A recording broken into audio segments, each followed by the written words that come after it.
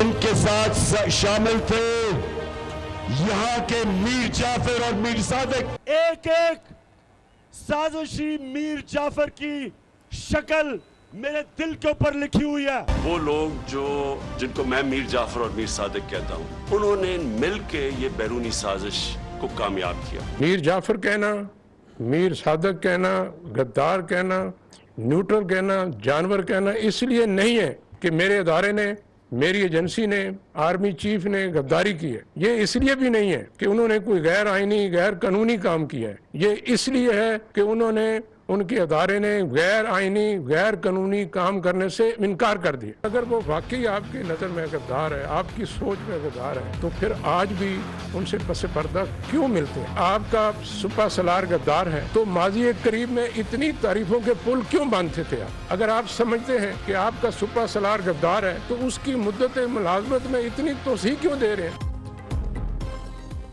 मीर सादिक, मीर जाफर, गद्दार, न्यूट्रल, जानवर तक कहा गया। फौज ने गैर कानूनी काम से इनकार किया तो बदतरीन हमले शुरू कर दिए। अगर आपका सिपा सलार गद्दार है तो एक्सटेंशन क्यों दी? अगर सिपा सलार गद्दार है तो दोबारा मुलाजमत में तोसी क्यों देना चाहते थे?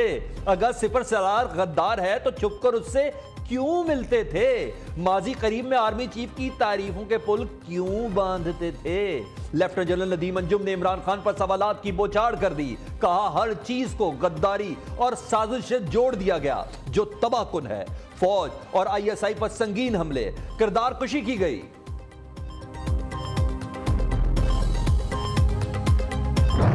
मार्च के महीने में आर्मी चीफ को उनकी मुद्दत मुलाजमत में गैर मुहिना मुद्दत की तोसी की पेशकश भी की गई। जनरल बाजवा साहब चाहते तो अपने आखिरी 6-7 महीने बहुत सहूलत से गुजार सकते थे।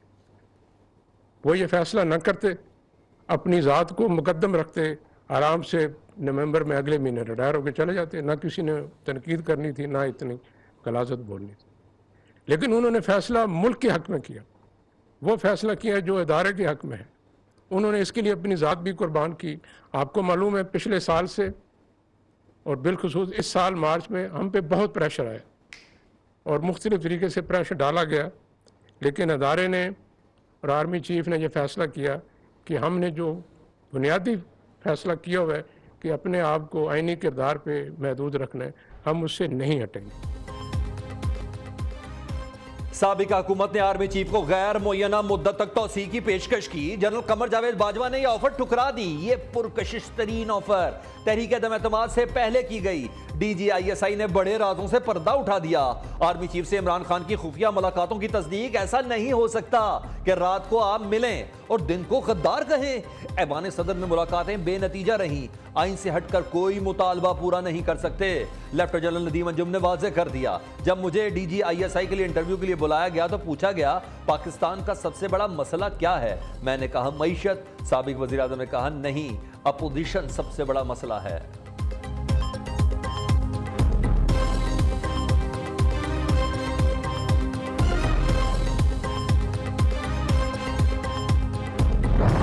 मार्च इस्लामाबाद के जलसे में कागज़ का एक टुकड़ा लहराया गया और ड्रामाई अंदाज में एक ऐसा बयानिया देने की कोशिश की गई जिसका हकीकत से दूर दूर तक कोई वास्ता नहीं। साइफर के हवाले से हाल ही में कई हकायक मंजर आम पर आ चुके हैं जिसने इस खोखली और मनगढ़ंत कहानी को बेनकाब कर दिया है।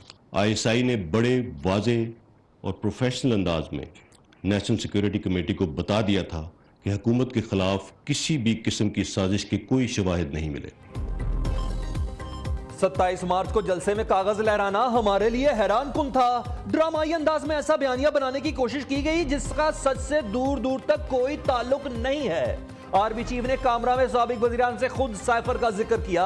इमरान खान ने खुद कहा साइफर मामूली मामला है। कौमी सलामती कमेटी में वाज़ेह बताया गया कि कोई साजिश नहीं हुई।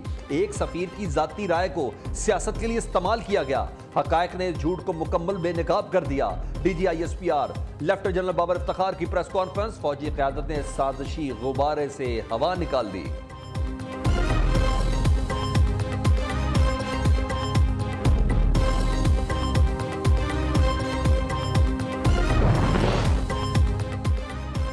पाक फौज का सियासत से मुकम्मल लाताल्लुकी का ऐलान। यह फैसला सिर्फ आर्मी चीफ नहीं, पूरे इदारे का है।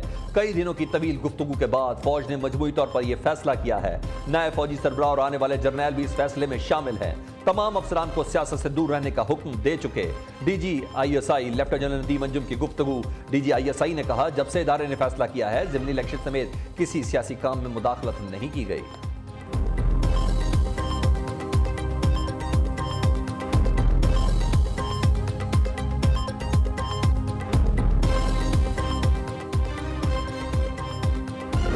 इस्लामाबाद आना, एक लॉन्ग मार्च करना या उसमें लोगों का शामिल होना, ये सबका जमहूरी हक है। अगर हुकूमत को किसी वक्त ज़रूरत पड़ी तो अपनी आईनी हदूद में रहते हुए जो काम हो सकता है वो करेंगे। सो तकरीर का मतलब ये नहीं था। तकरीर का असल में मतन उसका ये था, पाकिस्तान को डिस्टेबलाइज होने किसी को नहीं करने देंगे।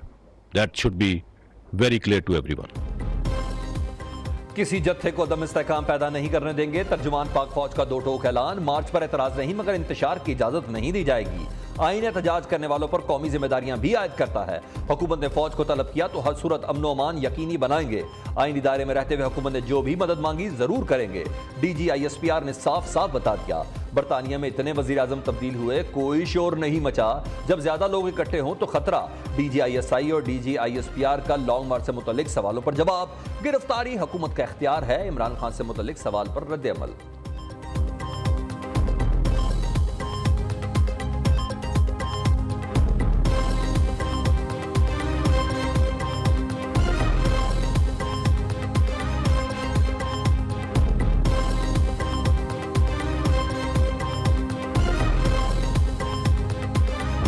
मैं अपनी एजेंसी के लिए आया, जिसके ऑफिसर्स और एजेंट्स पूरी दुनिया में पाकिस्तान के अंदर इस मुल्क की पहली दिफाई लाइन बन के 24 घंटे जागते काम करते हैं। जब उनको छूट की बुनियाद पर बिला जवाब तनकीद का, तहजीक का निशाना बनाया जाए तो बहसीयत इस एजेंसी के, इस अदारे के सरबराह के, मैं खामोश नहीं रह सकता। जब झूठ इतना आम हो तो सच को खामोशी तोड़ना पड़ती है। झूठ की इतनी फरावानी है कि नौजवान इसे कबूल करते जा रहे हैं। नौजवान नस्ल को गुमराह किया जा रहा है, जहनों में नफरत बोई जा रही है, झूठ और इंतशार फैलाया जा रहा है। मुल्क में फितना फसाद फैलने लगा तो खुद मीडिया के सामने आने का फैसला किया। DGISI lieutenant general Nadeem Anjum ने पहली बार प्रेस कॉन्फ्रेंस की वजह बता दी। कहा, अदम इस्तेहकाम की बड़ी वजह आईनी रास्ते इख्तियार न करना है। इतना फालतू वक्त नहीं कि सोशल मीडिया के गलीज प्रोपेगेंडे का जवाब दूं। हुकूमत भरपूर जवाब दे रही है।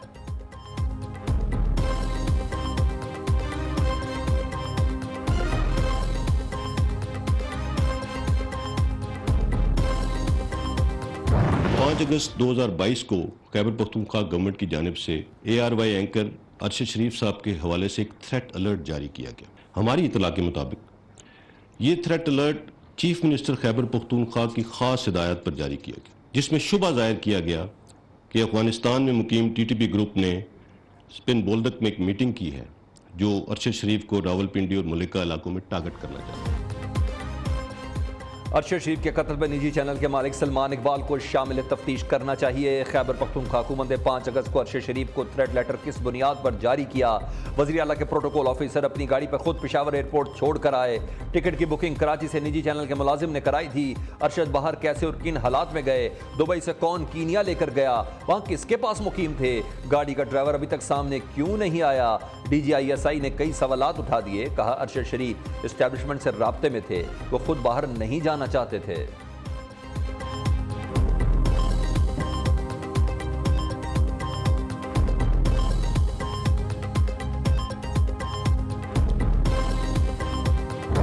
साइफर हम बारहा कह चुके हैं, एक हकीकत थी, एक हकीकत है।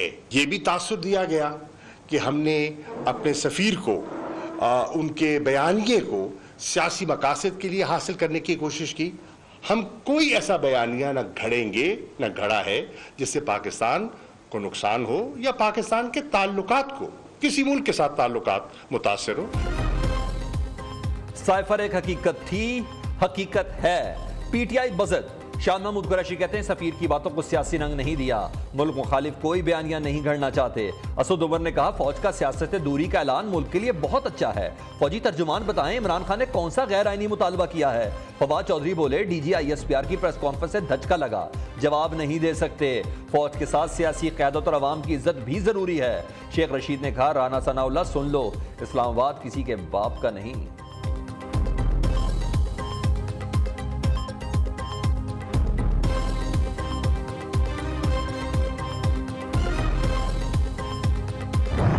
वो साइफर के ऊपर इसने खेल खेला और मुल्क और कौम का जो है ये नहीं सोचा कि इससे उसका जो है वो कितना नुकसान होगा।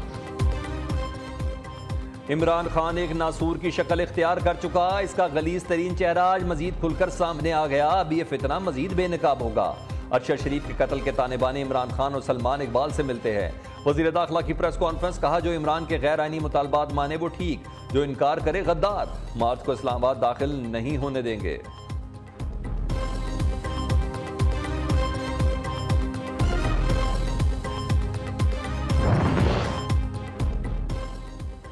वजीर खारजा बिलावल भुट्टो का कहना है कि पाक फौज की प्रेस कॉन्फ्रेंस तारीखी और नाकाबिल यकीन है। फौज के गैर जानिबदार रहने का बयान इंतहाई खुश आइन है। एस्टेब्लिशमेंट का आईनी किरदार की जानिब आना पाकिस्तान की खुशहाली और तरक्की के लिए बहुत जरूरी है।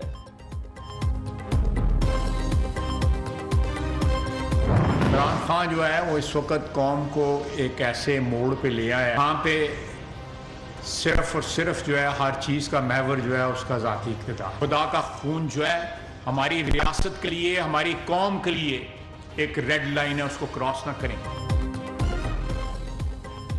असली इमरान खान का तारुफ आज कौम को कराया गया। इमरान खान को जो गलत फहमी है जल्द निकल जाएगी। पसे पर्दा ये क्या करता रहा कौम ने देख लिया। वजीर दिफा ख्वाजा आसिफ का कहना है कि साइफर पर जालसाजी से मना किया था मगर इसने जानबूझकर तमाशा किया। इमरान का महवर सिर्फ अपनी जात है, शौदा का खून कौम के लिए रेड लाइन है।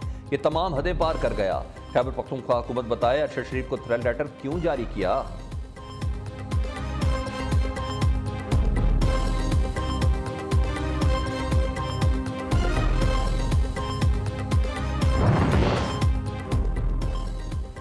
सहाफ़ी अरशद शरीफ की नमाज जनाजा फैसल मस्जिद इस्लामाबाद में अदा। हजारों अफराद की शिरकत, सुपुर्दे खाक कर दिया गया। अरशद शरीफ को सर और दाएं फेफड़े पर गोलियां लगी। गोलियां लगने के 10 से 15 मिनट में वो दम तोड़ चुके थे। इब्तदाई पोस्टमार्टम रिपोर्ट जारी।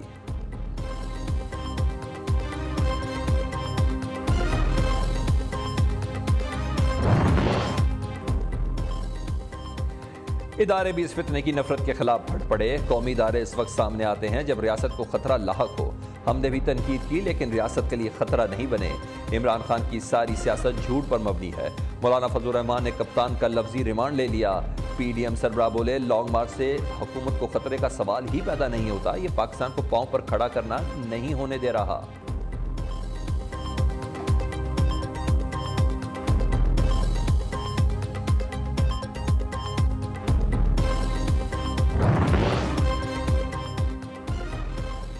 फौजी क़यादत ने पूरी दुनिया के सामने सियासत से ला ताल्लुकी का ऐलान किया है। अगर फौजी क़यादत माजी को बुलाकर जमहूरी रवैया अपना रही है तो ये इंतहाई खुशाइंद है। फौज ने माजी की गलतियों से सबक सीखा है। PTI ने अरशद शरीफ की मौत को सियासी मकसद के लिए इस्तेमाल किया। अरशद शरीफ के कत्ल होते ही लॉन्ग मार्च का ऐलान कर दिया गया। वज़ीर आज़म के मशीर कमर ज़मान कारा की प्रेस कॉन्फ्रेंस।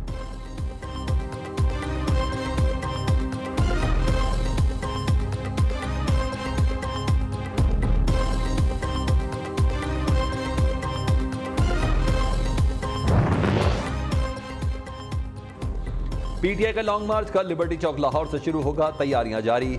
इमरान खान कहते हैं कि मार्च हुकूमत गिराने के लिए नहीं बल्कि हकीकी आज़ादी के लिए है। तहरीक का मकसद है कि पाकिस्तान के फैसले मुल्क के अंदर हों, कोई कठपुतली फैसले ना करे। कारकुनों से शिरकत की अपील।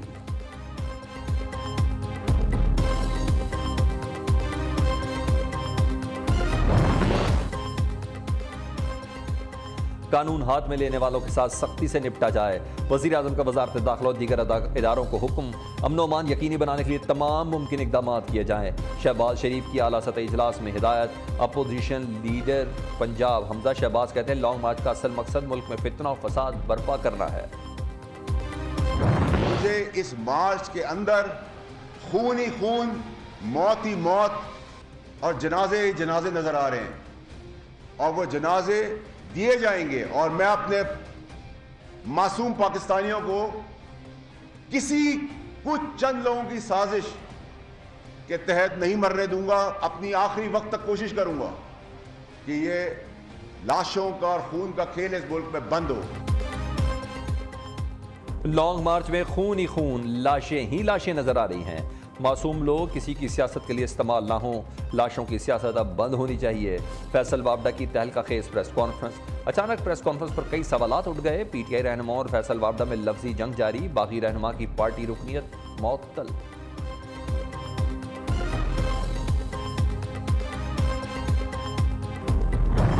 मैं नहीं कह रहा, ये पीएमएलएन नहीं कह रही, तो कौन कह रहा है? ये फैसल वापडा साहब कह रहे हैं जो पीटीआई से कि जी इसमें लाशें गिरेंगी और खून खराबा होगा। इमरान खान किसी को इनकलाब नहीं ला रहा, और ये लोगों को जो इनकलाब की बातें करते, कोई इनकलाब नहीं। ये सिर्फ और सिर्फ चीफ ऑफ आर्मी स्टाफ वो लगवाना चाहते हैं जिसमें इमरान साहब चाहते हैं कि जी मेरा बंदा हो।